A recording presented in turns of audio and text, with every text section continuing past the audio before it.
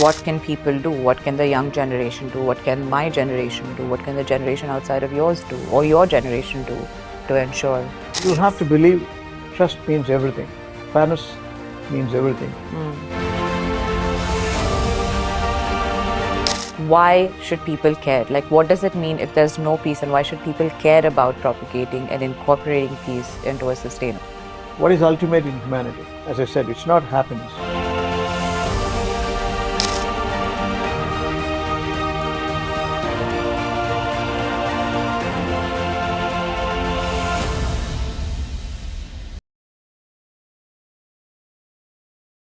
This feels like a general question, but of course it's related to peace. My question is that, why do you think sometimes people choose to stay silent and not speak up? Silent is not peace. Silent doesn't mean you're going to have a peace. Peace is social justice. Peace is fairness.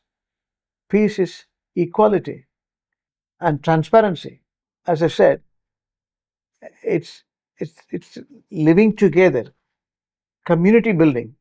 Peace is prosperity conscious.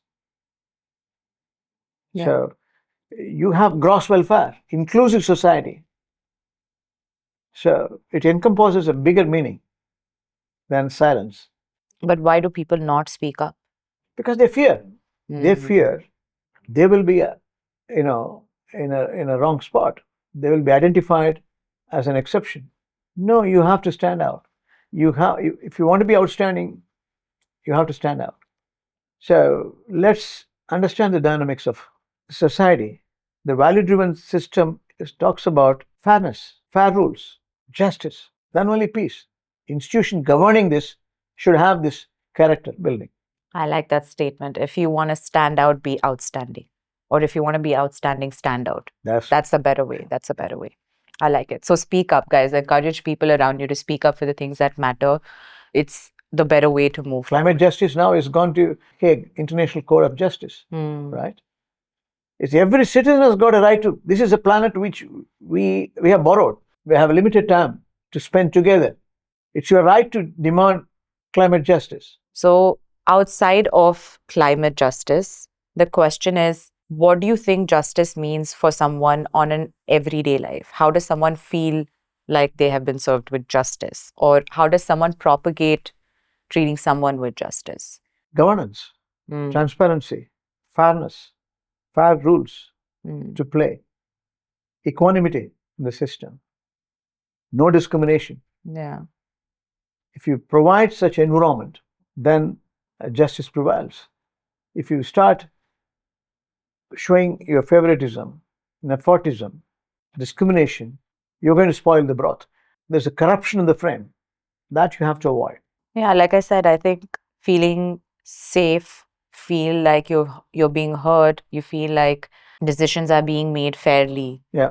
All of that. And of course, we dwelt a little bit into, love yourself so that you can love people and treat people with fairness and kindness and justice. Okay, now I want to move into something that I feel like is something that we're all realizing very largely in terms of social media. Yeah. Because social media is so fast to call things out. The question is it messy or is it actually a good thing? It's a combination of both. It's a double-edged tool. You can leverage on it by establishing fairness, by your mind maturity and reflection of just. It can also be misused.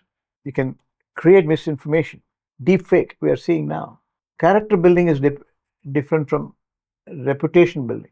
So you have to necessarily build your character. Social media can be misused. So you have to be mindful of responsible social media management. That's why today, if you look at it, sometimes it's addictive. There are cases going on global giants like, Meta or Google, or these companies are facing problems around the world, because it's addictive.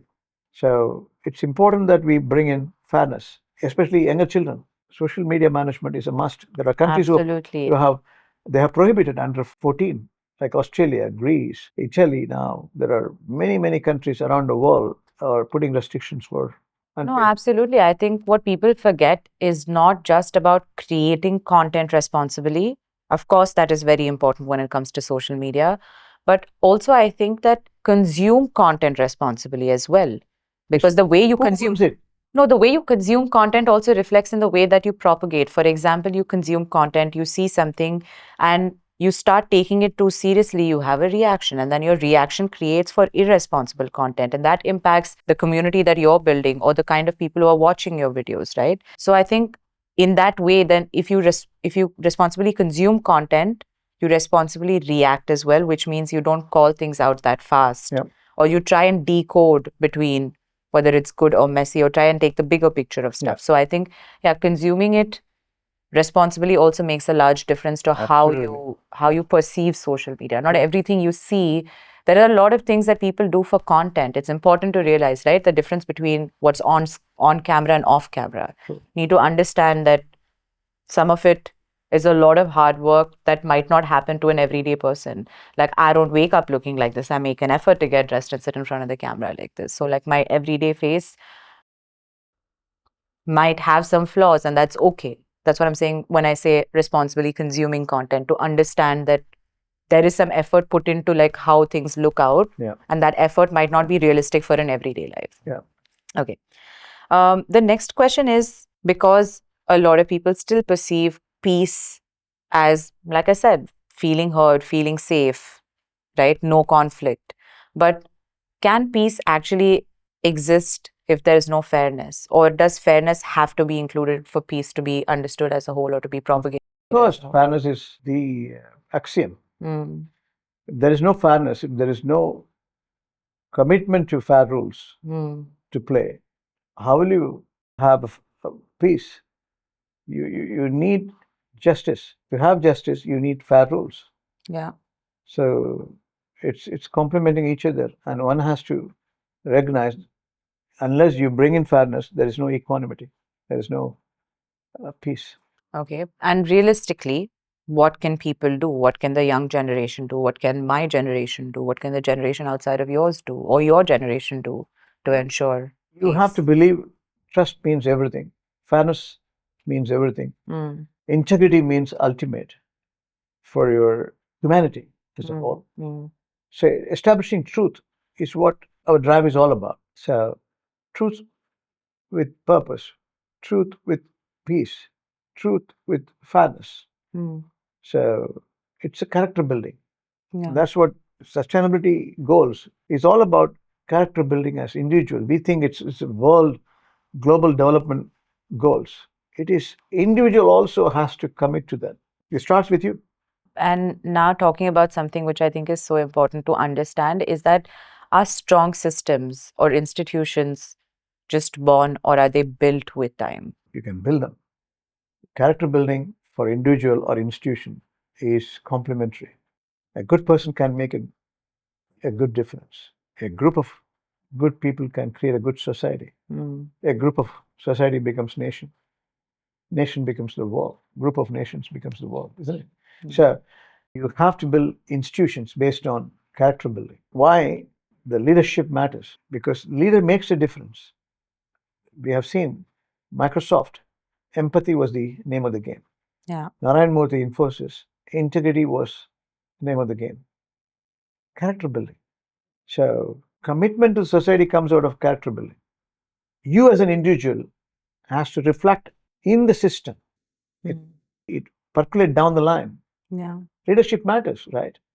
Why political leaders are being most watched? Because their character what plays in the country, right? If Yeah. you're a wrong person, you can destroy. Absolutely. So tell me, in short, why should people care? Like, what does it mean if there's no peace, and why should people care about propagating and incorporating peace into a sustainable? What is ultimate in humanity? As I said, it's not happiness. It includes I happiness. was almost about to say happiness. It's peace. I agree. I think after today's conversation, I most definitely think Peace is ultimate. peace is so much more than Yeah. just happiness. Yeah, and Even happiness when is you bereave for a person, mm, you say, let us soul rest in peace. peace. Irrespective of the religion you belong to. The ultimate happiness lies with peace. If you have every material comfort, if you're empty inside, you don't have happiness because lack of peace. You have everything, all the material comforts you can imagine you have, but you are not happy because you don't have peace. That's the design. In pursuit of peace, the drive towards truth is on. The chase is on. And I think my only closing note would be I don't think peace or justice, or what I've understood from everything we've spoken about today, is that I don't think peace or justice is passive. I don't think it just happens. I don't think it's automatic. I think it's built, like you said, strong institutions aren't just born, they're built by everyday choices. So hopefully you are making everyday choices to be peaceful, to choose peace, to choose justice, to choose fairness, to make people feel seen or heard. And if this episode inspired you, don't forget to like, share, and subscribe. Thank you so much for watching, and we will see you in the next one. Thank you. It's a very good conversation we had. There are leaders we are seeing in today's context who are all peacemakers, who are all troublemakers, who integrate the world, who disintegrate the world. So when it comes to peace, global justice, strong institutions, it is only individual characters. The leadership matters. And that's what we are witnessing in success of corporates or countries. I guess it's safe to say peace out. Thank you. Thank you.